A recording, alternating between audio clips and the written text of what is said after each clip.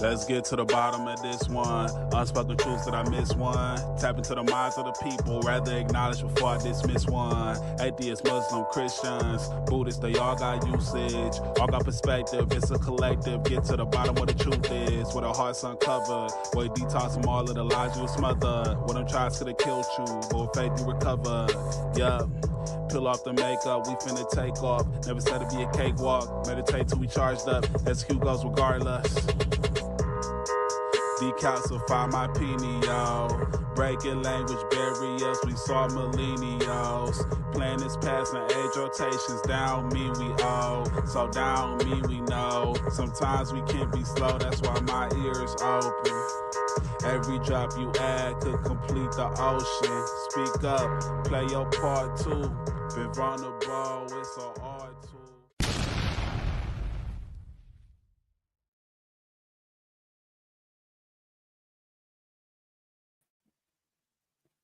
Hi, everybody. I'm Kimberly with Unseen Twisted Truth. We are the People's Podcast. And I got Henry. Hi, y'all. We got Kendall. What's up? Good evening. We got Gilly. Hello, everybody. And today we're going to talk about rock bottom, and Kendall is going to run it. And if anybody else jumps in, Kendall, we're going to bring them up, and then whenever someone's done with the next thing, we're going to get to them right away, okay? Okay, I'll do the best I can. We figure you got this.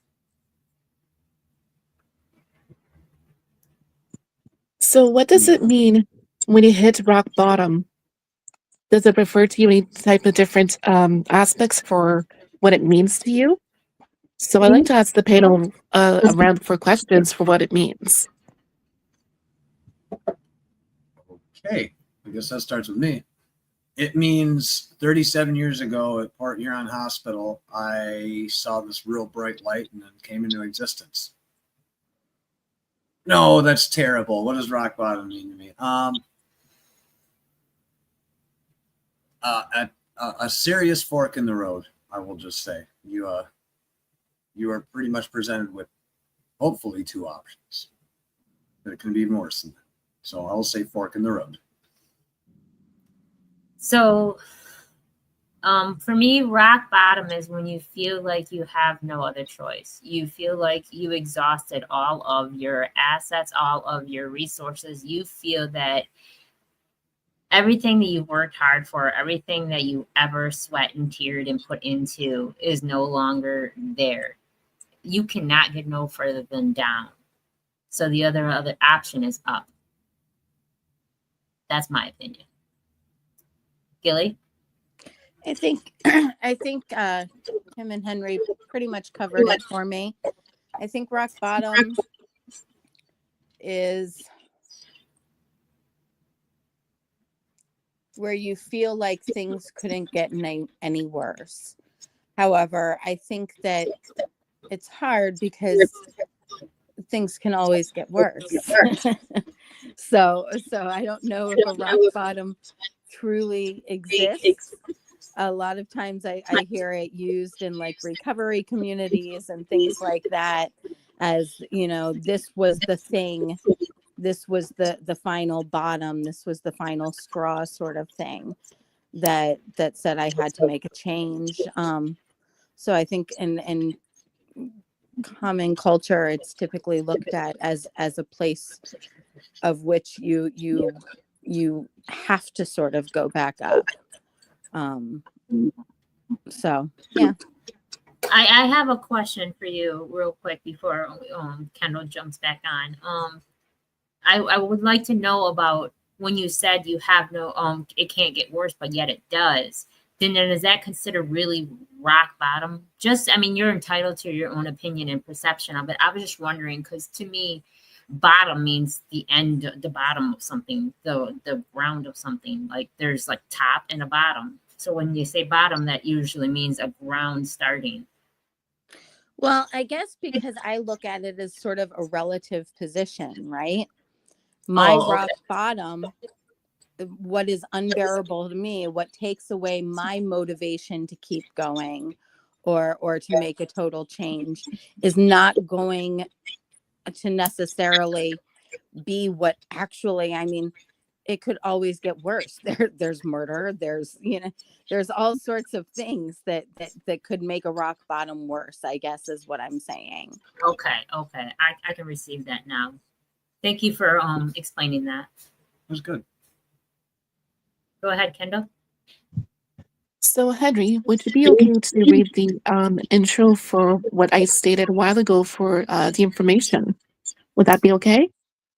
I'm sorry. What was Read that? the intro. Oh, read the intro. I would love to read the intro. Thank you. So let me find it real quick here. The definition. The description. Yes. I can never find Twisted Team in my phone. I get a lot of twisted stuff in it. I swear.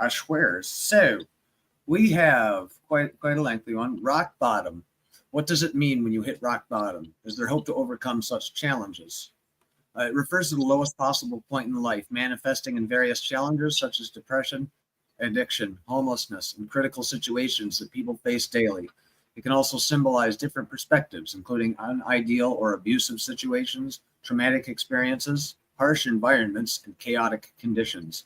It can represent a range of self-expressive experiences, including financial stress, burnout, overwork, trauma, addiction, and environmental and societal pressures from families, people, work, and life.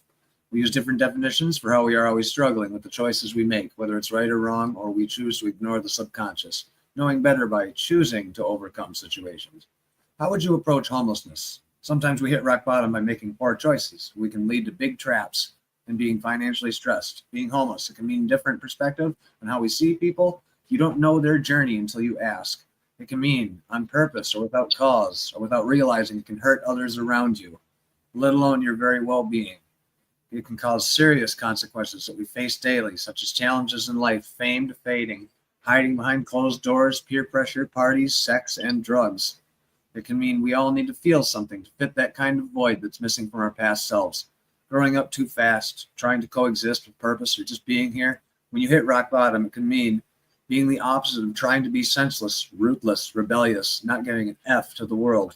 We are created to have a subconscious mind, knowing the difference between free will and choices in life. How would you make a positive impression on someone who may need to be inspired to turn their life around? Real quick, reading that, after hearing that description read again, it actually enables me to answer your question a little bit better, Kim. Just real quickly. Okay. Rock bottom tends to come with a value statement or a judgment attached to it. Someone has hit their rock bottom tends to implicate that they and somehow made a series of choices that led them to the worst possible position that they could be in. Whereas there are circumstances in life where it can be the worst experience that someone's ever gone through. I mean, you think about things like there are people who are facing deportation, who this is their home. There are people whose children are locked in prisons. There are people, and that's tragic beyond tragic. And it's different than rock bottom, if that makes sense. No, it does. It does. It does. Okay, Kendall. That's a very good point for what you stated, Gilly. So, have you ever been into a hard situation for how you had to overcome such challenges that you faced lately? Or are you still dealing for what you went through and how to overcome it? Henry. Okay. Am I still facing challenges from it? Yes. Yes. Yes, I am. And I'm not going to sugarcoat that one little bit. I am set back hugely in life because of the things that happened to me and that I poured into my body. And that's a whole different podcast about why. But the repercussions of rock bottom for me is every day I can't get places. I'm still fighting over my license. It's been 7 years. My teeth are in horrible shape. My body hurts really bad from going through windshields. People still view me in a certain light. They view me in a different light now that I'm different. And not drinking and active addiction anymore. Yeah, I would say it's seismic repercussions in my life, and I'm not necessarily saying that's a bad thing, but it's most certainly something to pay attention to and learn from. For me, I don't. I had a situation where I thought at the moment, because everything is in the moment. It's about the now. And when you try to stay in something that happened to you before, then you're not ready to heal. To release, first to acknowledge and then to release is to be able to move on. So at the moment, did I feel when I hit rock bottom that was a thing for me and that I had repercussion from it? And I can say yes and no. No, I learned a lot. I grew stronger because of that. Because I was able to go without eating and living in my car forever, and because someone tried taking my life, I've learned so much from that moment. I've been able to be more appreciative of the little things and appreciate what I do have now because of not having and having stuff taken from me. So to not live in that negative energy spot of rock bottom, I have grown so much from it and I'm grateful for it. So I'm going to say no for me because I won't allow it to. Gilly? I think that I have been fighting getting to rock bottom for at least a decade. For various reasons. I feel that it was thrust on me through very controlled and malicious, a lot of times calculated maneuvers that I didn't either know how to deal with, didn't have the resources to deal with, or dealt with the best that I could, but it came at consequence to my health. And so, and it's not one of those things that I look back and say, gee, I wish I hadn't, because there wasn't any other choices. What I look back and say is, there are some things I wish I had done sooner. And there are things that I wish I would be doing now. Because I want to not be here. I am in a situation where every day I wake up in terror. I do not know what's going on with people that matter very much to me. I do not see a way to help and protect and have agency in that area. And then the little things that I see that I could be doing, I don't want to do. To be honest, I've got a lot of anger. I got a lot of anger that I did things that the right way, and I continue to put the people that were important, in my opinion, in the situation as a priority, and it was to my detriment a lot of times. And then somebody who purposely did something wrong is living a pretty good life and is also able to maintain control and an abusive position because he did things that way. And there are other people as well. So, and I guess, a lot of people would argue, is my anger making me sick? Is my anger keeping me here? Is my anger keeping me from moving on? Possibly. I don't know, but there's something about anger that, if they can take everything else from you, it's not fair that they should also make you feel grateful for it. And I know that, Kim, for instance, you say a lot, because of this, I now. And so you often give some gratitude to a lot of the things that you went through. And I do understand where you're coming from.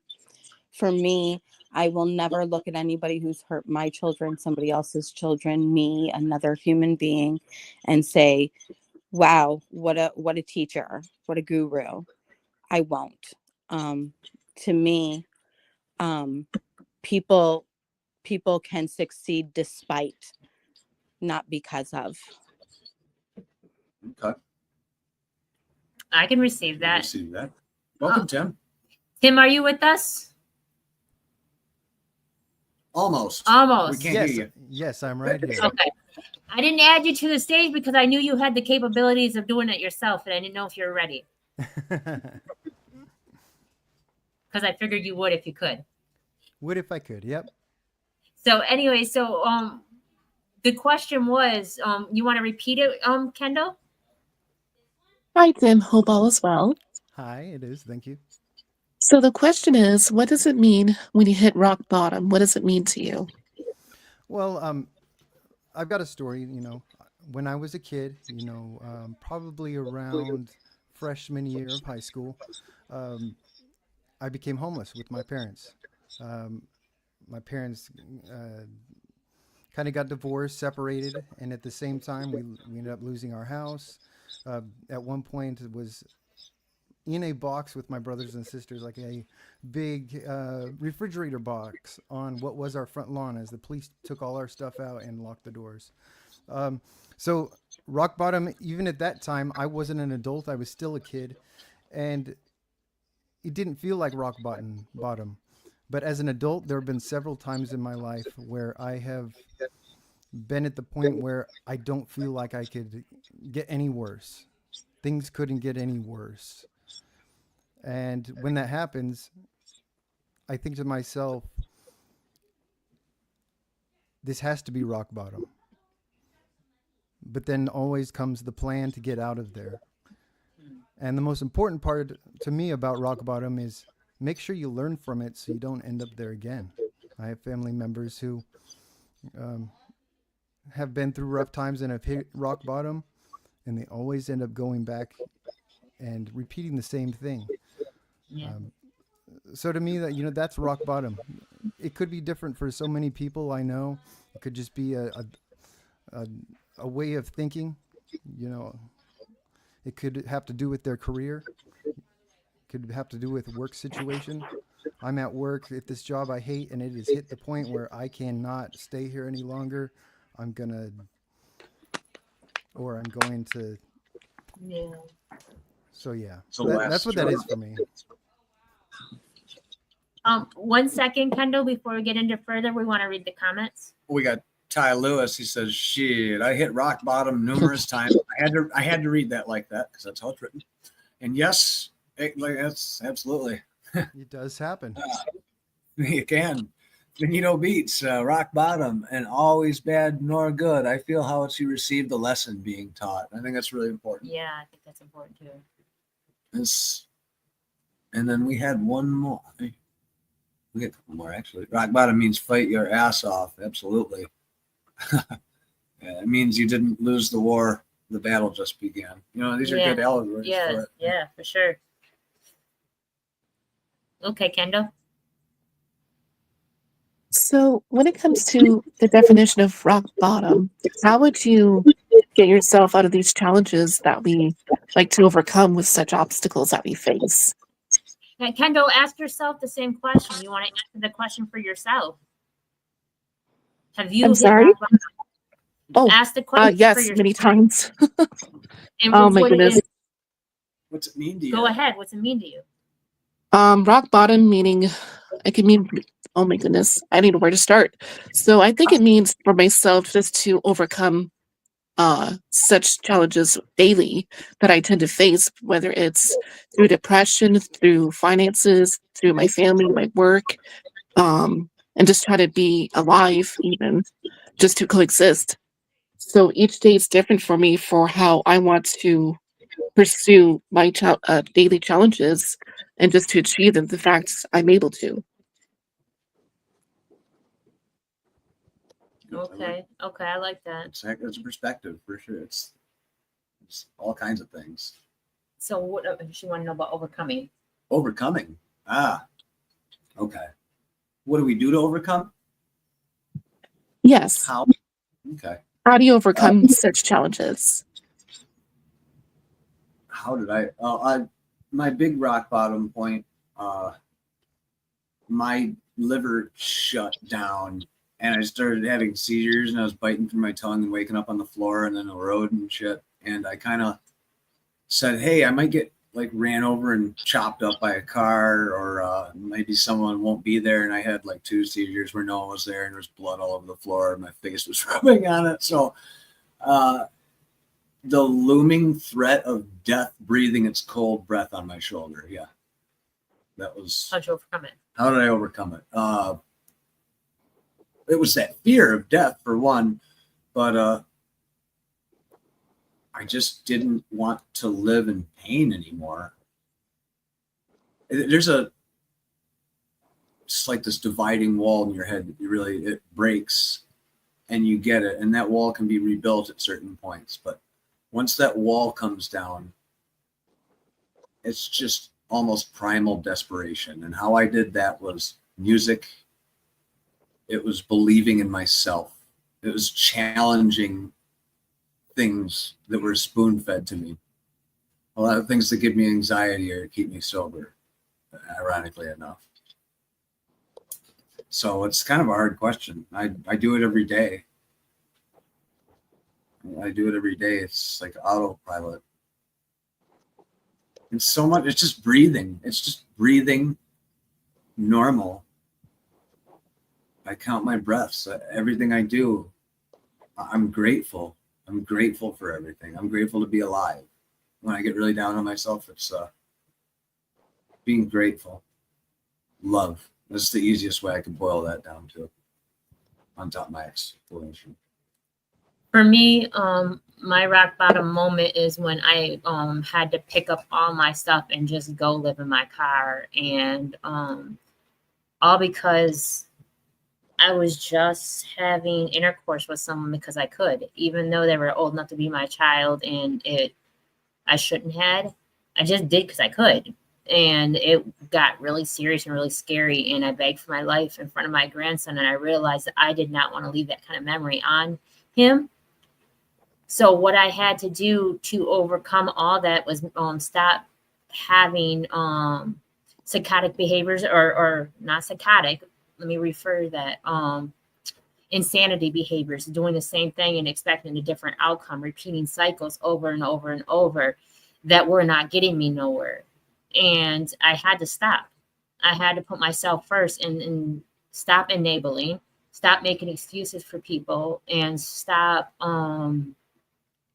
looking for someone else for that kind of affection that I was longing for, and start giving it to myself.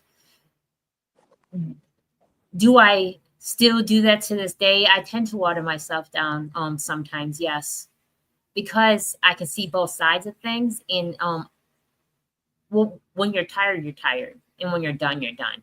So we will still put up with some things, even though it was similar to the situation. I will never be who I was before. And because I learned to love myself, that I was able to pick myself up and realize there's only one choice, and that's up. And I create this. I control it. So I stopped how I seen it. I changed how I seen it. I seen things differently. And that's how I can receive things so much better. That's my opinion. Tim? Well, I'd have to say that I've taken 2 different routes as far as getting out of rock bottom, because once again, I've also been, had several rock bottoms. But one is where you just pick up what you have left. You could have a garage sale or something like that, and you sell off everything except for what will fit in your car, and you just drive to wherever and start over from scratch. The second thing that I've done, which is what I normally do now, because I have a family, I've got kids, a wife, and I got people who depend on me, and I also have a community, is I will reach out to people in my community or people that I consider family and see if they can help me. And if they can't, that's when I start going into hustle mode. And I will make a list of what I need, what I have right now that I can change, what I can't change, and the stuff that I can change, I just start going down that list. I put little check marks next to it, and I just go down that list as fast as I can, and I dig out. I feel like I'm in a good place now. I like that. I like that too. Kendall, you're next in line, and then I go Gilly. Oh my goodness. So I've been through multiple ordeals myself with my health wise and trying to get myself out of situations that I don't want to be a part of. And each day is completely different for how I want to see and do better for myself, especially when I try to get out of that rock bottom place where I'm like, you can do better. I know you can. And then the finances and everything else that we're all struggling with lately, it's still one of those things where I'm at a standstill for a reason. So how do I get myself out of that type of funk area for reducing and trying to do better? It's kind of like being profound in a way where you're trying to understand yourself, but you're kind of like, well, crap, what do I do? Okay. Gilly? So I was thinking about this topic for the last couple of days, and something that came to mind was when my mom, when I was 34, my mom moved out of the house. So I was very close to my mom throughout a lot of my life. We sort of operated as partners. In a lot of ways, I was her protector, and she was my security. Um, and when she left, I remember her last words. She cried and she hugged me. My last words were, "I'm never going to see the family again," because the family hated where we lived and really only came down because of her. And so that was one of the things. And then her last words were, "I'm sorry, Gilly, that I made you dependent." And I wasn't quite sure what she meant, because here I was, I took care of, before she moved out, a family of 7. I was running errands, keeping doctor's appointments, multiple therapy appointments, keeping social engagements, making, cooking through and planning 3 meals a day, and doing all the construction. And by that time, because I didn't have access to the bank account, I had learned how to make everything from costumes to cutting hair, to making toys, to building furniture. So that I continued to keep myself out of that. Then when she moved out, the abuse in the house got worse. My ex-husband's abuse got worse because she was no longer there. And shortly after that, I filed for divorce. That was going to be my way out of rock bottom. Gee, if he's so angry at me, if I file for divorce, then the kids don't have to live in this anger, right? And that was, what I was going to do. And then he was becoming increasingly verbally and psychologically abusive. And I reached out to my family, and they told me they were going to sell the house, that I had to sign it back over to my mom. And I'm thinking about her words, not that much soon before that. "Gilly, I'm sorry I made you dependent." And here I was in a situation where home security could have made a huge difference for my children and I, where family support could have made a huge difference for my children and I. And I was being told, "We're selling the home, figure it out." And not only that, you're not allowed to teach the art classes from home anymore, because I was a stay-at-home mom. I would teach, I would tutor, I would sell things. So then I started adopting this mantra: okay, kids, less stuff, more living. It got the house cleaned out so it could be sold, and it took some of the daily stresses of taking care of a big house and a lot of stuff out of the way, and it took care of some of the financial stresses that we were facing, so that my children didn't have to be so affected. And eventually I moved out, and every single time I would climb to the top, I would learn a new skill, and I would, whatever, and then some sort of thing would happen. And I remember at some point, it just began, after years, it began to be a lot. Learning new skills, doing it differently, being the sacrificial lamb, sleeping less, doing more, and not finding the support or the information or the resources that I need to be able to protect myself against the chaos causing things that were intentionally being done, or the misjudgments, in my opinion, in the court system. And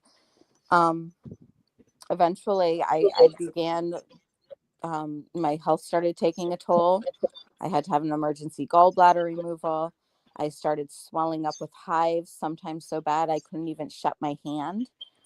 And so I learned other things that I could do for money, and I learned other ways, I learned new ways to play with my kids, and I learned, to talk to them about things that are hard. I remember one time when we were having to put all our stuff in storage because we lost our home, putting blindfolds on them as the stuff went in. And of course they knew the stuff was going in storage, but we played blindfold tag, so they didn't have to experience that. They could still experience being kids at the moment. And we played blindfold tag while movers moved the stuff into the storage unit. So sometimes I've sort of transported psychologically, but at some point I just began saying, I gotta go, because as they got older, they became more useful tools for him, which is an awful thing. Gilly, you're Yeah. throwing a lot of information at us, hon.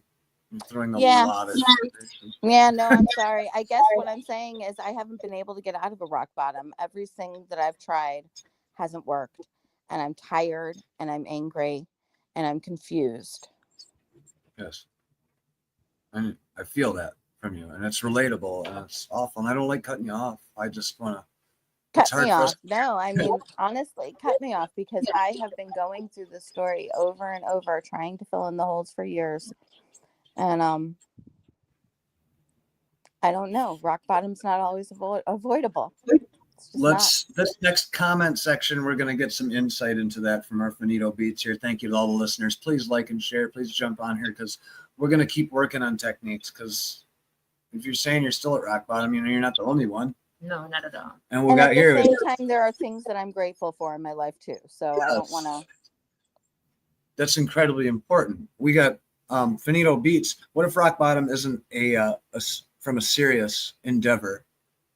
I'd like to know more about that. And you say, I'm living mine right now. And Finito Beats, I'll tell you that right now. My door's open. Okay. And then question: how powerful do you become when you hit your trampoline, rock bottom? You can become mega.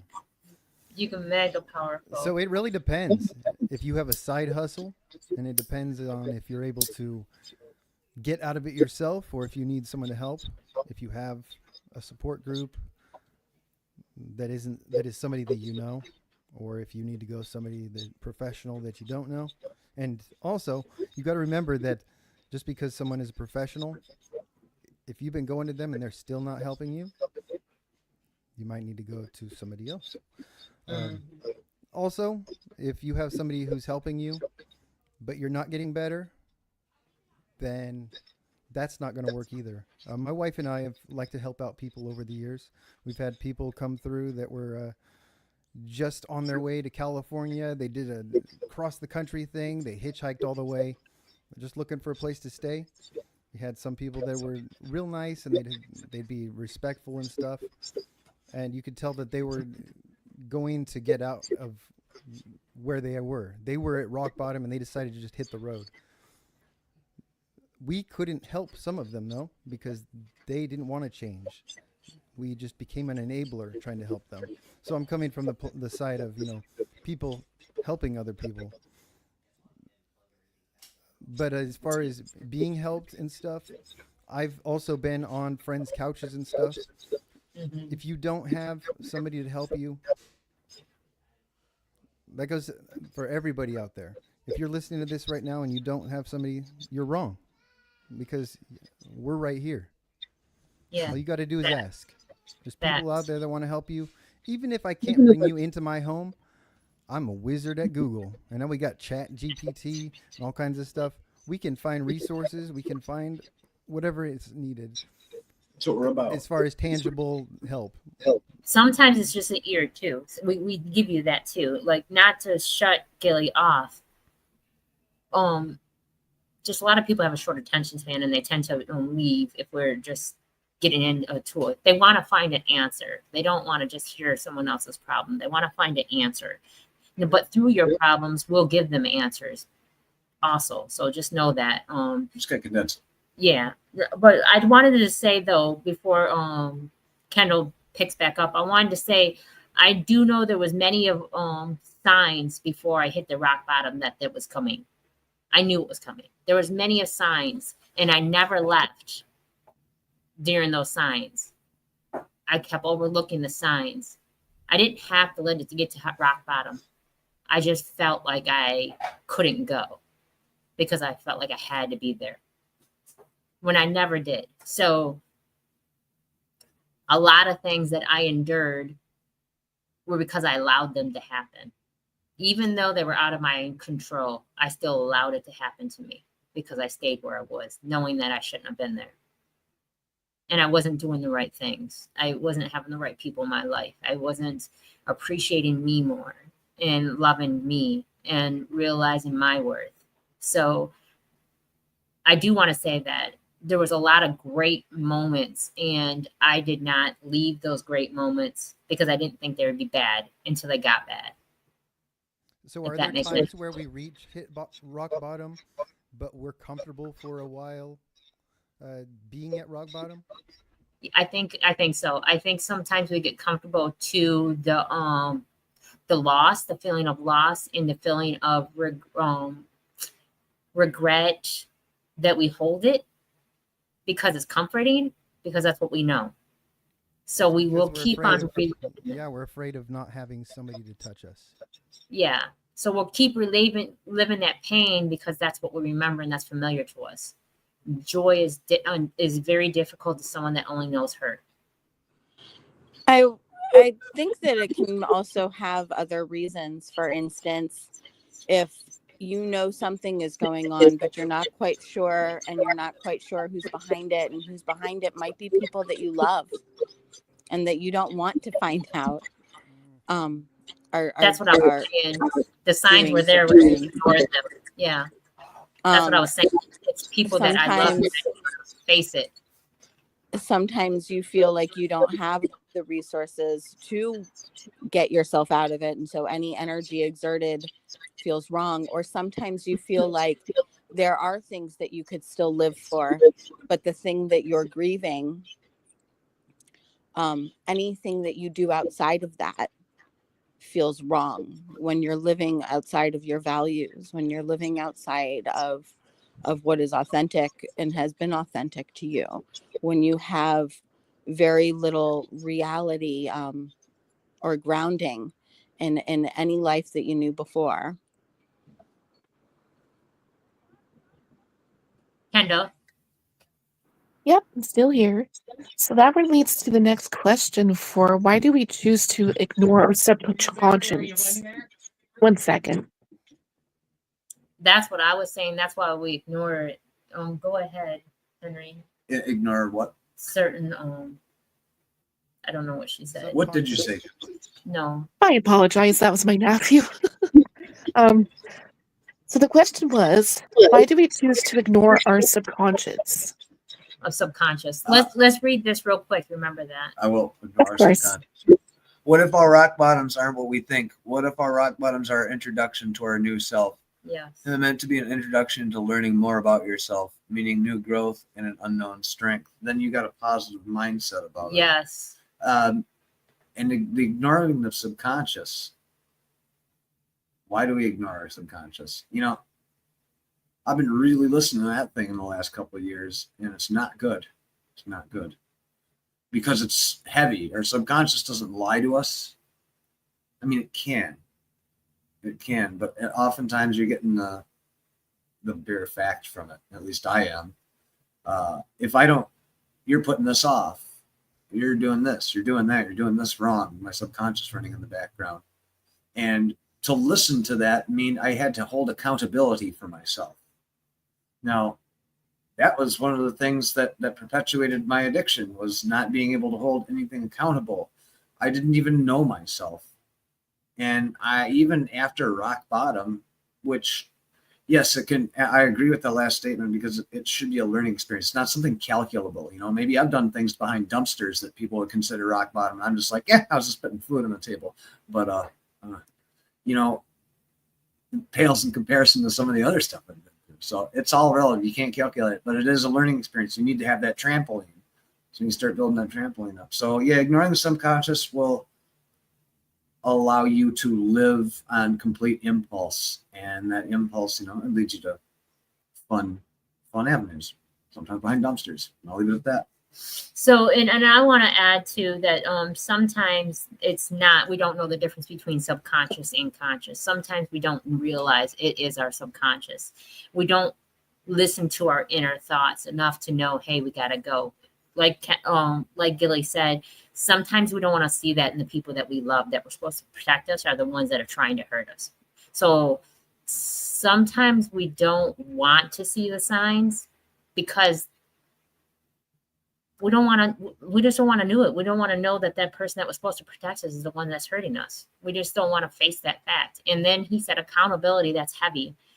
That's another thing too. We don't want to take accountability to that. We are the ones causing this to happen, even though we may not be the one with the active night. And I don't know if I could say that, but doesn't mean we're not helping that go into us and dig deeper, because just because we're not the one that's holding the weapon doesn't mean we don't have control over the weapon. That's my opinion.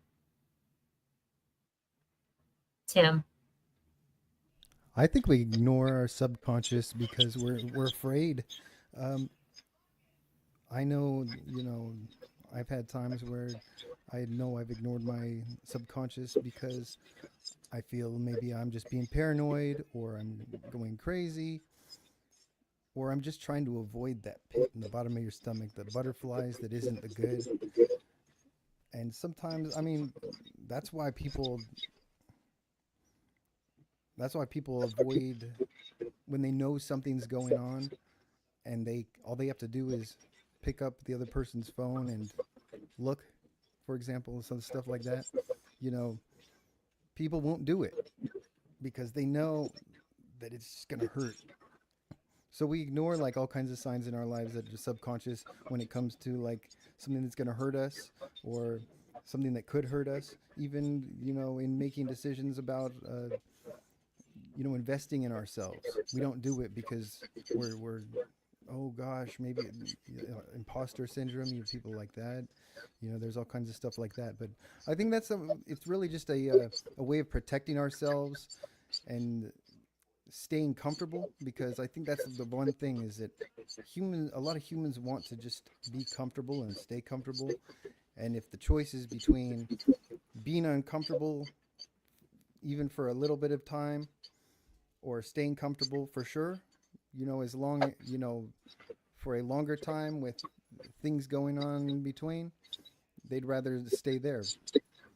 But the big thing is just to remember that everything's temporary. Feelings are temporary. Time is temporary. It just takes time. You got to make sure that you go through all of the processes of getting through it and processing what happened, and then being able to let go of it eventually.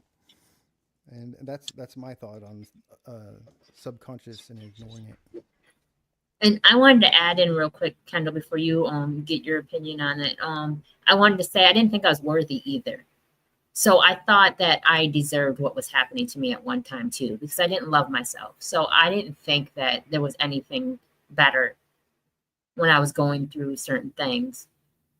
And I just thought that that's because who I was, and that's what I deserved. So go ahead, Kendall.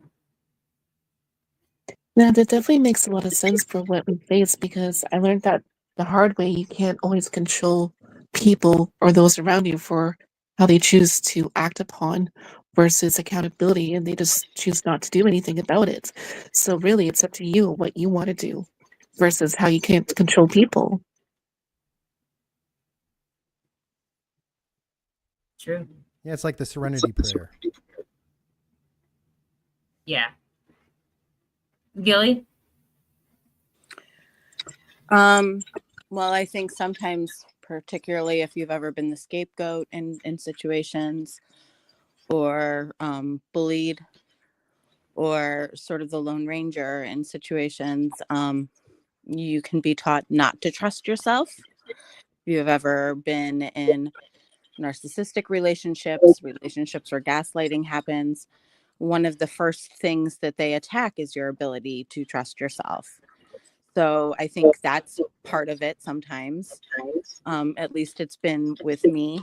I think sometimes you ignore it because the potential consequences of acting on it are out of your control and could potentially cause a worse situation. There's a book I read called The Use of Weapons, and there's a part in it where it describes this chair that's been made out of a child. You know, the bone. It's gruesome. I won't describe it, but and following that, it says, you know, something to the effect of, in a war, anything can become a weapon.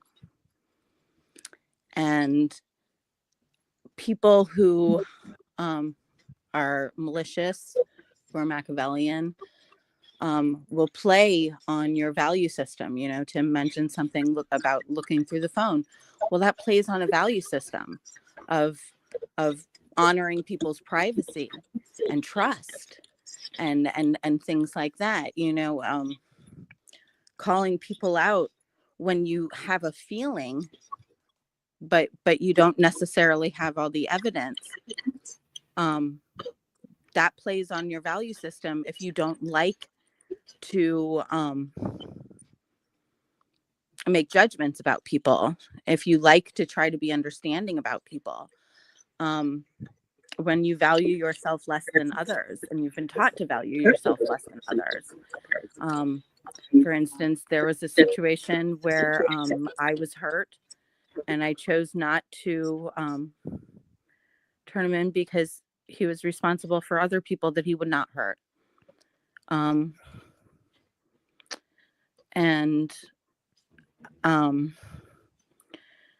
there were times that I made a decision that not to act because the person could retaliate, and it wouldn't just be against me. So I think there's a lot of reasons people can ignore their subconscious. Absolutely. Kendall, I know you got more questions now. I got lots of questions on a daily basis. What are you talking about? I have them every time I talk. Sorry? I'm joking with that. So I have questions every time I talk. Mm-hmm. Okay, so let's see. What does it mean when you coexist? What's the definition for that? To coexist? Yeah. To live in tandem and harmony optimally with nature and society. Not only to live with nature and society, but to live within self, I believe. Because sometimes we can live with others, but we can't live within ourselves. When we're in our mind too long, that's when we get afraid, and that is the darkest moment for us. So sometimes I believe just living within self even could be considered that. I had to learn to get inside my head in order to get out of my head, because in my head was very scary at one time. So, Tim? I'd say, you know, it's just people existing together at the same time, either closely or away from each other. Neighborhoods. Can you come a little closer to the mic, Tim? Sorry about that. Neighborhoods and communities, for example, you know, people coexist in many different ways, all the way down to families or roommates, all the way up to, like I said, communities. The more that the communities can be connected to each other, the more we can coexist together and find ways to collectively solve each other's problems. Kendall, what's coexist for you? Coexisting can mean a good variety for how you just want to either help out for yourself or for others. and just doing the best you can to put yourself out there in any type of situation that you may want to face. Um, it's just one of those things where you just learn as you go. Gilly? I don't know. The first thing that comes to mind is that bumper sticker that got really popular about a decade or so ago, the coexist bumper sticker that has the symbols for all the different major world religions. And, you know, to me, it's not even necessarily talking about some sort of utopian union. It's more a sense of we can all have tolerance for other people's beliefs and ways of being that are different than ours. I think there are other words that maybe denote more harmony and unity within living communally. Coexistence to me just feels more like I tolerate you, you tolerate me. Okay. A bunch of different answers. Similar but different answers. Kendall, Yes. you're next to ask questions. Oh, right. Okay. So, can we talk about the homelessness situation for what's happening today for our nations that are basically in a crisis? How can we approach that properly without causing any more situations that's not needed? Do you notice more on the streets for how people are, or how would you go about? Oh, there's two answers I could give you. I could give the economist and what the globalist would say about it, or I could say that we need a completely a brutal reimagining of how we run things. Probably not just here in America and Canada, but just worldwide. Thinking about how wealth and money have become such a prominent fixture in society that there is no other option. I think homelessness is 100% pushed on everybody because it's just there should be other options. We live in a world where they install more anti-homeless architecture and they're putting out food to people. I don't think everybody deserves it. Heck, I don't want a house. I don't want the hassle. I like moving around the world. And you know what? It's a big, beautiful world, and everyone's screwing it up, not making it accessible to everybody. I actually feel very strongly about this, about homelessness, because I want to be homeless. I don't necessarily want, I'm in little spots where I can live and coexist and be myself all over the place. But how? I don't know how anymore. It's now you're talking to someone who's completely off put by just about 90% of things going on in the world right now, to the point where it makes me sick. But I think just a brutal reimagining of everything, and maybe some people have to pay prices. Kimberly. So, where Henry and I are from, there's a place. It's called Port Huron, and now or in Gilly, and there's a place in Port Huron that has now on 27th Street called Polly's Place. They have a free garden.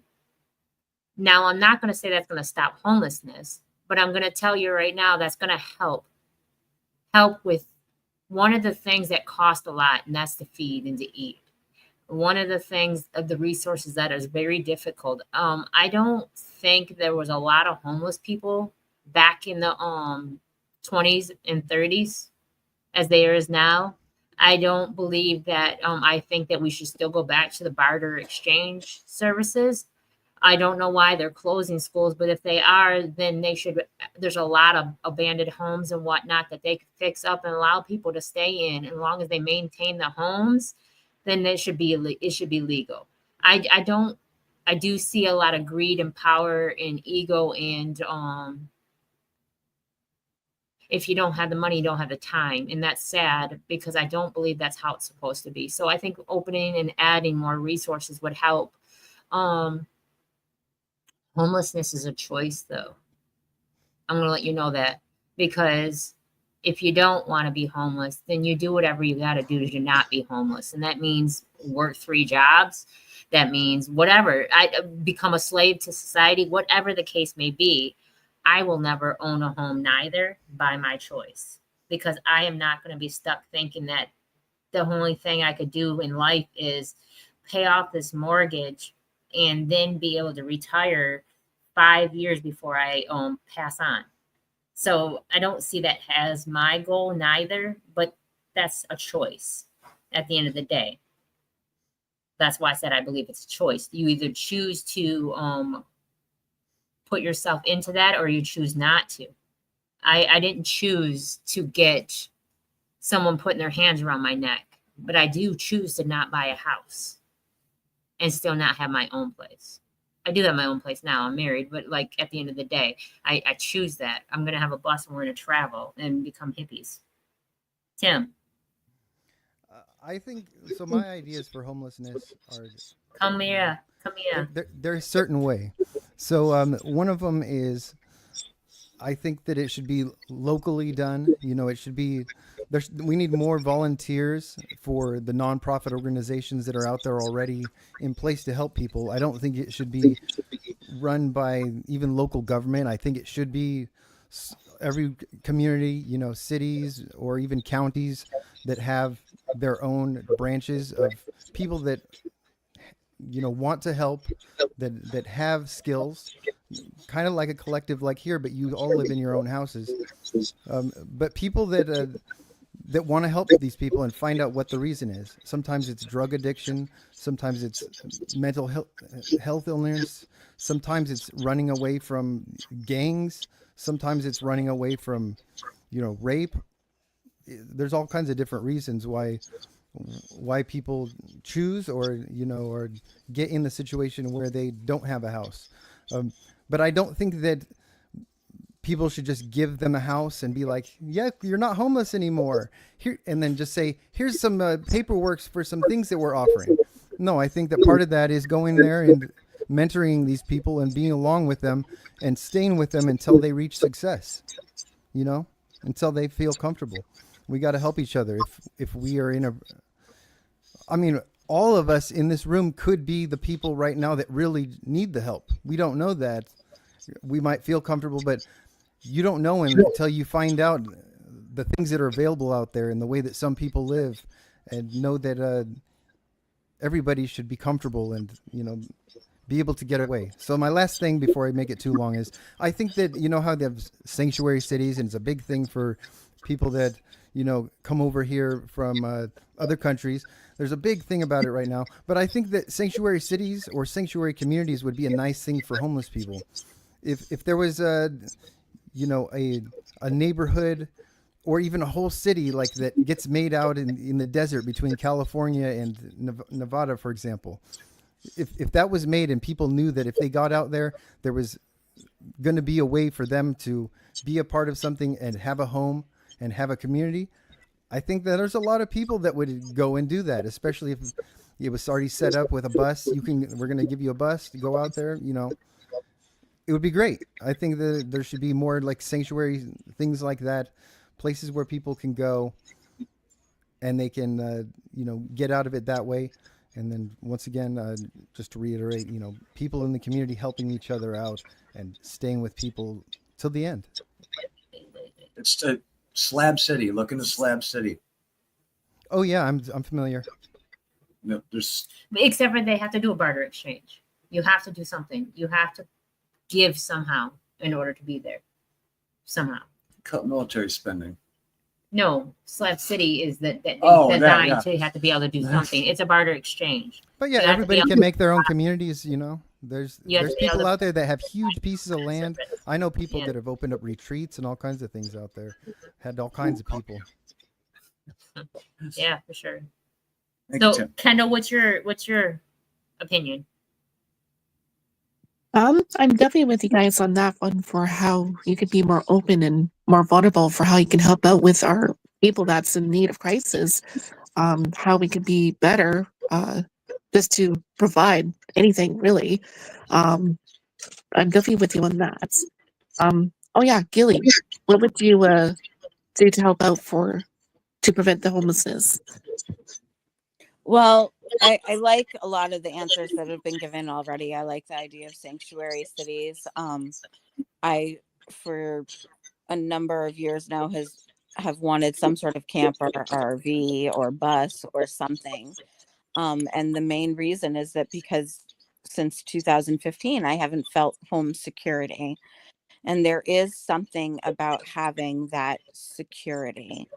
I'm not talking about something that I want to slave over, just to keep, but something where I can have opinions and say no, and people cannot like me, and I still have a place to bring my children, and I still have a place to lay my head. I think that's important. I think it's important for a person's dignity, or sense of dignity. I think community is important for a sense of dignity. We have so many abandoned houses and buildings out there, so many. And right now, when you just leave them abandoned, what happens is the homeless people will come in there anyway, but it increases greater risk for crimes. And so not only are you not solving the problem of homelessness, but you're perpetuating sometimes more violent crime, more drug use, more all sorts of stuff. So I think that we can also look at other countries, particularly European and Scandinavian countries that are doing it better, Scandinavian particularly, that are addressing the problem of homelessness better and with dignity. They're not only addressing it from providing housing, but they're addressing it in the way that they treat their penal system, and treating people in the penal system with dignity, and giving them skills, and teaching them and meeting them spiritually and mentally and emotionally while they're in those systems, so that when they get out, they have the skills to be a productive member, and they feel, and they have the self-esteem to be a productive member of society. The way they treat people with drug addiction, I think helps decrease homelessness. You had mentioned Polly's Place, and I've actually met the person that started it, and he's wonderful, and the people that work with him are wonderful. And does it solve homelessness? No, but it does solve a problem for homeless people. I can't tell you how many times I've been asked to pose for a picture when somebody's brought me food from church. Ask me and my kids to pose for a picture, and it's degrading. I'm not a product, and I'm not a notch on a belt. Nobody should be treated that way. I know, like, my van is on its last leg, and I hang on to that thing like dear life, because it's the closest thing to true home security I have. Even though I don't feel threatened right now, I have had the rug pulled out from me enough that it will always be a threat when it's not in my name. Kendall? So it's definitely a tough one for how we can help out each other for what we're all facing now, and we're all on the verge for what could happen next when it shouldn't, and it does. So I just want to leave a positive message for how we can do better for ourselves and for each other. I had another idea too that I wanted to add on, if that's okay. Come closer and we'll let you. Can you hear me? Yes. We can hear you. Okay. I don't think that anybody who makes under $200,000 a year should have to pay for the same type of rehab that the millionaires pay for. I think that anybody who voluntarily wants to go to rehab should be able to go for it and not have to pay for it unless, they can afford it. Right. I agree with that. And I also want to say, I think that they should not charge for life-saving medicine that you will have to have, or you are no longer going to be here. I think that should be given to you. I don't think you should have to pay for that. A lot of people are in a situation because they can't afford their health care and they can't afford their medicine. So they have two choices: either don't take it, or they live paycheck to paycheck to provide for that. And I don't think that should be either. I think that also should be included, as well as we said before about daycare. Yeah. If you don't have services, then that should be provided too. And a lot of people can't live together. You said that about community and what's it mean, or coexisting with another individual. Some people don't want to live with another individual. So that too, it could be a thing. You know, maybe they just don't want different. Like Tim said before, you got to have a want. You can't force somebody to want to have a better life. You can't force somebody to get off the streets. You can't force somebody a place. If you can give them all the resources in the world and they still may not take it. Everybody wants something, though. Like, for example, like we could open up the our national parks and our state parks, for example, and let people that are homeless that want to just live in a, you know, a camper or whatever, even a tent, they should let them stay there for free, as long as they keep everything clean until they can get on their feet. They should be able to use that as an address to get a job if they want to, and they should be able to And shower. yeah, shower, and that those are ideas that are common sense, and people just need to do them. I think that we need to get a better understanding of economic abuse in our penal system, both in domestic situations and in more systemic situations. Economic abuse is often really devastating, and you don't have to put your hands on somebody, so you can often get away with it. And the effects can be life-changing and long-lasting, and they affect children and adults alike. So I think, you know, I don't think that people understand the oppressive side of capitalism. There is an oppressive side to capitalism. There is an oppressive side to when people can just continue to gain more and more and more. And other people are, you know, working 3 jobs and still sometimes not making it. And it could be for other reasons. Their credit could be bad. You know, renting, you have to have credit. You have to prove a certain amount of income. You have to have a certain amount of history. And if you can't afford to rent and you can't afford to own, what are you supposed to do? Or if you don't qualify for rent for one reason or another, maybe you have a criminal history, maybe you have a mental illness history. So we get it. I must say this. We have a lot of golf courses. We have a lot of dead buildings. We have large sections of cities. And who's making money off of these dead buildings? Is it property tax? Why isn't there no one in these buildings? You can't, because everything's got some T or some I has got to get dust. I'm not exactly for doing things on paper and not heavily militaristic in a lot of ways, but read. We'll see. There's a lot of wasted potential. Rock bottom at times forces you out of old habits into new ones. Absolutely. Now, they say it's wrong to say homeless, and now they say unhoused. Yeah, right. That's cool wording. That makes it better. It's easier to become homeless versus save and build nowadays. You know, it's illegal to feed people, give them food in some states. Mm-hmm. Illegal to feed people that don't have a roof over their head, that are unhoused. Especially with places where it's high tourism. Insane. I don't even know if it has to do with the tourists or not, but I find it insane that you could throw stuff away in a dumpster that's still good for a few days, but you can't give to somebody. I can't wrap my head around that. Ooh, really? We could. What's it say? Yes, I've heard of that too. This one. And when you think there's no hope or no way out of your situation, family, health, and wealth, then it's a crime to lend a hand, Finito Beach said. That was K.O. Graham's before. K.O. Graham said, this is rock bottom to him. When you think there is no hope or no way out of your situation, family, health, wealth. So how do you get out of those when you get to that point? What is your get me out of here? I'm going to do better. I got to do better. What do you do for yourself to get you that esteem to go?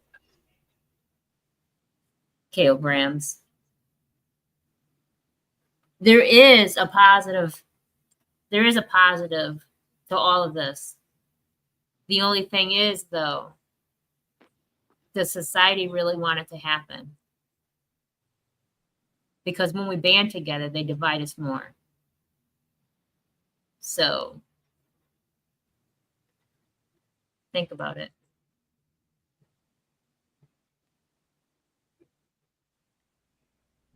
Kendall?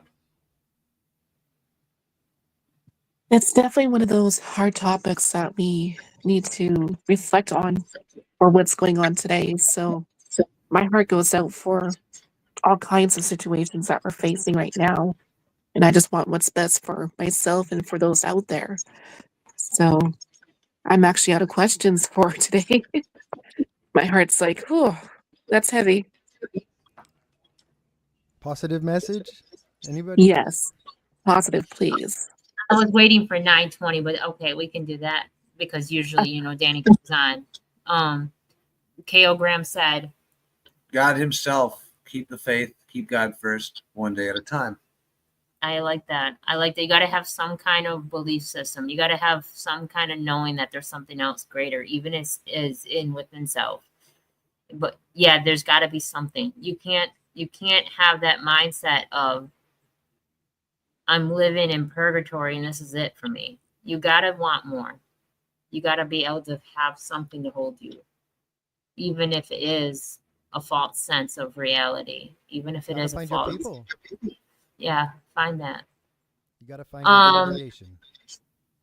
We'll just do the positive. That's okay. Go ahead. I feel bad leaving Danny out. It just happens. We're gonna have some long positives. We can do long. We have some. We can have some long positives. Okay, so we'll do a long positive. I'm sitting here in front of you today as living proof that you can recover from rock bottom. And one of the best things, I forgot to mention a couple other things and how I actually got sober and overcame that. And it was coming out. Yeah, coming out. I don't tell a lot of people I'm trans or anything. They just assume I'm a bro because I sound like Folsom Prison Blues all day. But I look at myself a certain way. And I came to the conclusion, I'm like, if people can actually play fantasy football, I can do whatever I want. That's absolutely ridiculous. So when I started living in my own true light, that's when the sobriety started happening. And it's not just that. There was a whole other things. It was getting honest with myself about tons of things, but that was a huge, huge, huge thing. And ironically enough, I had to go and choose something that meant a lot to me that seems to get a lot of backlash in the world. So almost every day, just from opening Facebook or looking at I don't watch news or anything like that. That's enough. But just Facebook and talking to people, I'm constantly having to reassure myself that I'm on the right path. I look in the mirror and I go, damn, you're happy. You're sexy and I love it. And you know what? It's okay. You got terrible teeth, but you know what? That's fine. You're working on it. And I absolutely love that. I learned to love myself. So when you're really, really 100% sure and comfortable with yourself and you find that your eyes are open to the way you've always wanted to be and live,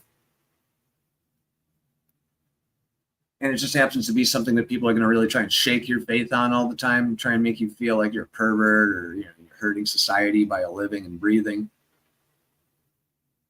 Just be happy with yourself. I mean, you got to know that those things that you overcame mean more than someone's shitty, closed-minded opinion, even if it seems like half the country doesn't want you and you're about to go into civil war or something.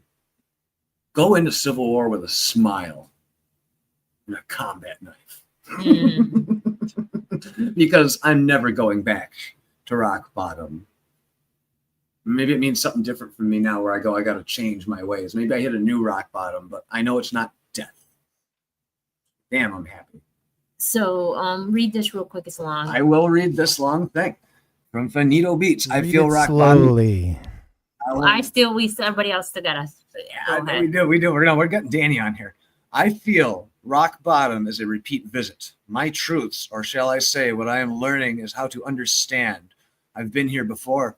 We feel weak, not willing, but by the spoils of our ups, not realizing our downs are our riches. It's kind of like reverse psychology. And in the end, to almost every rock bottom test, we can all say we beat what we thought was the impossible. So I want to say, with that being said, that it's only hard in the moment. Realize your moment will change. Stay in the now and stop seeing the negative and see the positive in every situation. And maybe eventually the negative will disappear and all you'll ever know is positive. I can't say. I had someone say to me today that they know what people think. I can't tell you what this person next to me thinks, let alone anybody else, because half the time my thought process isn't always the same. So within a bipolar state of controlled self, I can't promise that I know what another individual is thinking when they look at me. And at the end of the day, I don't even really actually care, to be honest with you. And I don't care if how heartless or callous it sounds. If my intent is pure and genuine and I come from love, if you think anything outside of that and don't see me with discernment, that's not my problem, that's yours. Because I will never return your same energy. So with that being said, stop worrying about what people think. Stop worrying about being with the Joneses, up to the Joneses, living into the Joneses. So they say Joneses. And because I know a lot of Joneses that ain't like that. I'm just meaning, the ideal word. So stop trying to be somebody you're not. Be comfortable with who you are. Love yourself and see the best in every situation, because it will get better. You just got to allow it to. It will get better. Go ahead, Tim. If there's anybody out there who's listening and you feel like you've hit rock bottom, first of all, bless you. I'm really rooting for you to get out of there. But I hope you just everybody remembers that it can only get better from here. And also, if this is rock bottom, you might as well build your way up while doing what you love to do. I know a lot of people feel like money is the big evil thing about that, but it really is fear that you can't make money and by doing something that you love. So go out there, chase your dreams. You're going to make it out there. Become part of a community. As far as homelessness, if anybody wants to volunteer or needs help, go to endhomelessness.org. That's END homelessness.org. And go down the rabbit hole there. There's so many things that you can look at, ways that you can get connected to communities and homelessness around, prevention and relief around you. So that's one thing. And other than that, I just hope everybody who got out of rock bottom, I hope that you stay there and that you keep growing. And that if you ever have the ability to help somebody out, please do. Pay it forward. And you guys have a good night. That's mine. Kendall. Oh my goodness. The quotation for today: rock bottom can mean restarting. It's not too late to restart anything that you've gone through. Very true. DDH, we had to pull you off a couple times. Your mic come on muted, and you were very loud there. Oh, sorry about that, guys. That's okay. So what rock bottom to you, and then we're gonna what can you do to get out of rock bottom, and a positive note. Well, to me, rock bottom is when you just hit your breaking point. It seems like, or where it could seem like you hit your breaking point, and the best thing to do to get out of it is to know that those times don't last forever, and that you can definitely uh, get back to the top once you hit bottom. And so my positive quote would be to just because you're down, it doesn't mean that you can't get back up. Doesn't mean you're out. Oh yeah, Danny. Thank you. We tried to stretch it so we could hear We you. waited for you, I, baby. I, know, I know. I see that, man. Go team, go. I appreciate that, guys. Peace and love. Much love. So Gilly, Positive message. please, love. Well, I think with the reframing of our value system, we can all band together and find a better way to do things. And if you're in your rock bottom, and you're not feeling like, dancing around praises of gratitude at the moment, you're not alone in that either. That's okay too. So Always give yourself grace. no, but there's always at least someone in your life that motivates you to want to do better. So I love that. Well, thank you, Kendall. You did a great job. Yeah, definitely. It was a Great great appreciate subject. it. It was a great subject. It was a great Mhm. subject. We are going to talk about, I don't know when, but we will be talking about different addictions like steroids and stuff and what it does to you. And nobody really talks about that. They talk about getting healthy, go to the gym, but they don't realize that also that can become addicting. So we want to talk about that soon too. And then I would like to have you jump in, Kendall, with what you found, because I would like to talk about a lot of people don't, when they get to the rock bottom part in life, they always run to something to get themselves out of a false sense of reality. And it's always an abuse of some form. So a recreational abuse of some form, if I can say that without saying too much. So I would like to talk about that. We're going to do a part 2 on rock bottom, because what does rock bottom do to you mentally, physically, and emotionally in your mental? Because there's a lot to it. It takes a lot to get out of that place of being there. It's not something we're going to just discuss in one episode. I can't say Thursday because I think that's on the SGF Graham's day, but one of these days we're going to do a part 2 of rock bottom, because when you're in that spot, like Gilly says, you're not alone. So I'd like to talk about what it's like being in that spot. So, Also, anybody who's in the watching this later, put your story of hitting rock bottom and how you got out of it into the comments after we're done with this live. We'd love to hear everyone else's stories too, and how you've been able to get out of it, and maybe even resources that everybody knows about. Put them in the chat, put them in the comments. I'd appreciate it. Yeah, and if you and you don't have to like this, but you can share it. Sharing is caring, and it's free, because somebody needs to hear this. Right. It may not be you, but it may be someone you don't even know that you know. You don't even know. Like he said, it could be any of us on this panel, and you would not know because we're not showing it. So it could be someone that you know that you don't realize that they really need to hear this. If you stumble on me and you're suffering from drug and alcohol addiction, my door is always open. I'm a peer support.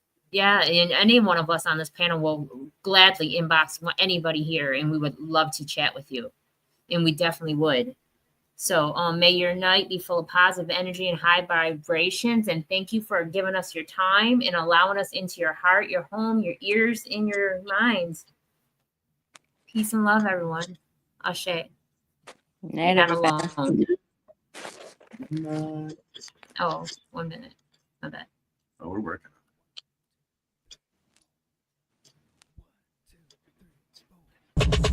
Let's get to the bottom of this one. Unspoken truths that I miss one. Tap into the minds of the people, rather acknowledge before I dismiss one. Atheists, Muslim, Christians, Buddhists, they all got usage. All got perspective, it's a collective. Get to the bottom where the truth is, where the heart's uncovered. Where you detox from all of the lies you smothered. When them tries could have killed you, but with faith you recover. Yeah. Peel off the makeup, we finna take off. Never said it'd be a cakewalk. Meditate till we charged up. Execute goes regardless. Decalcify my pineal. Breaking language barriers, we saw millennials. Planets passing age rotations, down me we owe. So down me we know. Sometimes we can be slow, that's why my ears open.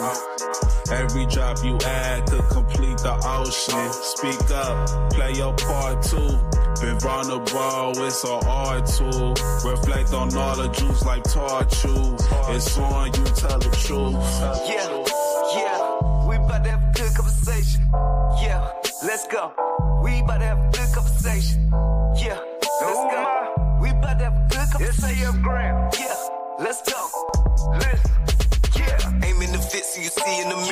play with your focus and watch it get clear. Polish your crown, turn it up if you wear it. You live in the root, release what you're fearing, and watch it all rise. The righteous will hear it. They calling us twisted, I'm not even caring, because it's unseen, the mind is too barren. They won't even heal it, they pass it to cheering. We over here healing, conversing and listening. Know that the truth isn't always appealing, but end it with healing and find your beginning. Frequency positive, what you receiving. Perception is up to you, what you believe in. What you retrieving, mentally speaking. Life that they breathing, no words from a heathen. Don't know it all, but together undefeated. Conversation, rather want it, you need it. Come fill up your tank before it's depleted. Don't care if you calling on Allah, Jesus, Buddha or Christian, not being facetious. Come to the trial with the students and teachers. All got a voice, we the ears that'll listen. We the ears that'll listen. We the ears that'll listen. Conversation, rather want it, you need it. Come fill up your tank before it's depleted. Don't care if you calling on Allah, Jesus, Buddha or Christian, not being facetious. Come to the trial with the students and teachers. All got a voice, we the ears that'll listen. We the ears that'll listen. We the ears that'll listen, hey. Yeah, yeah. Huh? We about to have a good conversation. Yeah, let's go. We about to have a good conversation. Yeah, let's go. Huh? Praying for truth, cause the world is so fickle. Keeping my mental, how clean is a whistle. Attention's a trap, they can lead you astray. Steering this ship through the storm and the haze. Real conversations are lost in the greed. Others get lost in the web that it weaves. Sift through the rhetoric, uncover schemes. Knowledge inherited, this is imperative. I got a lot on my mind and I'm sharing it. Apples to oranges, it ain't no comparisons. I'm the type that'll never break character. I'm the type to make memories and cherish them. Trust intuition and doubt of disparity. Pursuing the echoes of wisdom, chasing that moment of clarity. Conversation, rather one if you need it. Come fill up your tank before it's depleted. Don't care if you calling on Allah, Jesus, Buddha or Christian, not being facetious. Come to the track with the students and teachers. All got a voice, who the ears that'll listen. We the ears that'll listen. We the ears that'll listen. Conversation, rather one if you need it. Come fill up your tank before it's depleted. Don't care if you calling on Allah, Jesus, Buddha or Christian, not being facetious. Come to the track with the students and teachers. All got a voice, who the ears that'll listen. Who the ears that'll listen. We the ears that'll listen. Huh? It's on, you tell the truth.